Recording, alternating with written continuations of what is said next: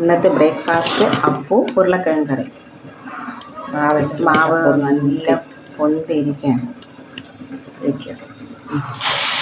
ഇതാകുമ്പോൾ അപ്പച്ചട്ടി വെച്ച്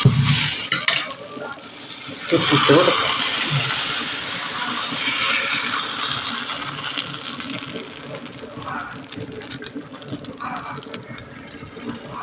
ഉരുളക്കിഴങ്ങ് കറി നല്ല റെഡി ആയിക്കൊണ്ടിരിക്കുകയാണ്. ഉരുളക്കിഴങ്ങും സവാളയും തക്കാളിയും ഒരു സ്പെഷ്യൽ ഉരുളക്കിഴങ്ങ് കറി അല്ലേ?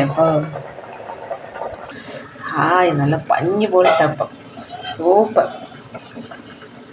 നല്ല വെള്ള കളർ. അതിപ്പോൾ തന്നെ കഴിക്കാൻ തോന്നുന്നു.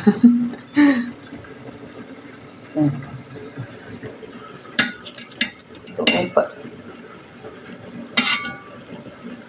അടുത്ത അപ്പം ഇതാ റെഡി ആയിക്കൊണ്ടിരിക്കുകയാണ്.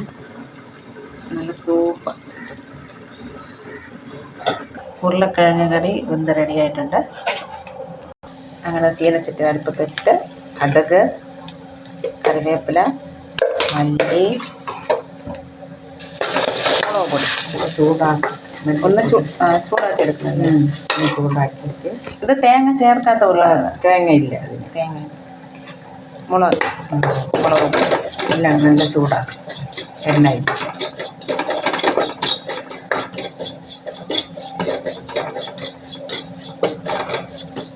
വേവിച്ച് വെച്ച ഉരുളക്കിഴങ്ങ്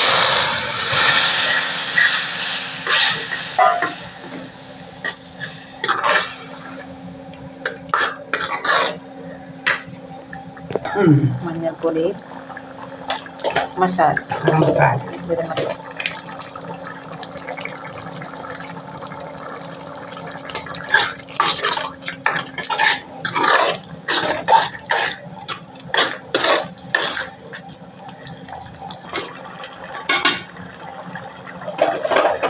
അപ്പോൾ ഇത് തേങ്ങ ചേർക്കാത്ത ഉരുളക്കിഴങ്ങ്.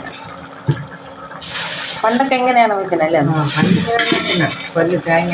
തേങ്ങാപ്പാൽ ഒഴിച്ച് വെക്കാം, തേങ്ങ അരച്ച് ചേർത്ത് വയ്ക്കാം, തേങ്ങ വറുത്തരച്ച് വയ്ക്കാം. അങ്ങനെ പല രീതിയിൽ വെച്ചു. അപ്പവും ഉരുളക്കിഴങ്ങ് റെഡി ആയിട്ടുണ്ട്. വാവ്, സൂപ്പർ.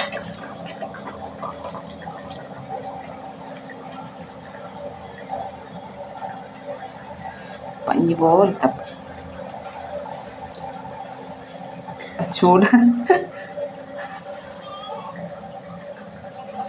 ചൂടുകൊണ്ട് അമ്മയ്ക്ക് എടുക്കാൻ പറ്റില്ല.